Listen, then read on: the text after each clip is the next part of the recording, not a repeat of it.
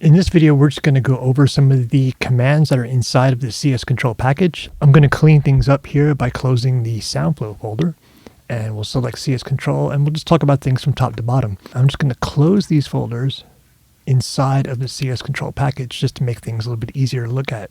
So the first thing are the videos. There are presets for viewing these videos that we're watching right now.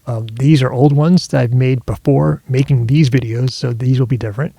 And they'll be labeled pretty clearly as to what they are. So if you need to refresh your memory as to what does what, the videos command is where you should be looking.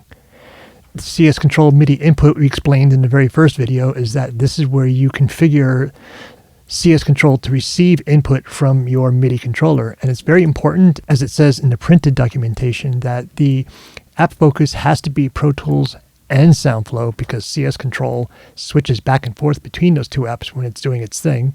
Your MIDI device should be obviously here, and you're using continuous controllers, and you're accepting all CCs. But really, the most important part is these two things here to make sure that Pro Tools and SoundFlow are the apps that are focused. Moving forward, we have app commands. Now, these are just commands that you can assign to your Stream Deck in case you want to have a custom Stream Deck. And these all do the same thing that the modifier keys in conjunction with your controller do. So we have the CS Control on and off, and that will bypass CS Control if you need to. The minimize control surface will do exactly what it says. It'll minimize the surface. Plugin mapping on and off, that will turn mapping on and off remotely. I usually like to assign that to a keyboard trigger. And then what else do we have here? We have the CS Control deck, and obviously we need to do that. You'll get this deck. I'm showing it on the screen right now, but this will show up on your Stream Deck with all these fancy icons.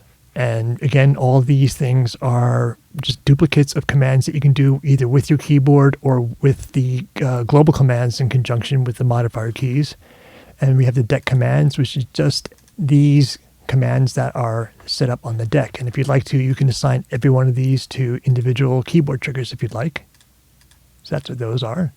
And then we have the plugin map display, which will open the surface, but I wouldn't assign that to any sort of a keyboard shortcut or put it on a Stream Deck. I would recommend using the plugin map display toggle instead, because this command will open the display and then close it when you hit it again. Whereas if you just assign this to a keyboard shortcut or a Stream Deck button, you hit it once, it'll open the map display, but if you hit it again, it'll just stay open. So I would highly recommend using this command instead.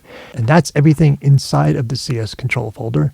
The most important things being, of course, the MIDI input command, the plugin control surface command, and the plugin map display toggle. These are the three that you really need to have set up.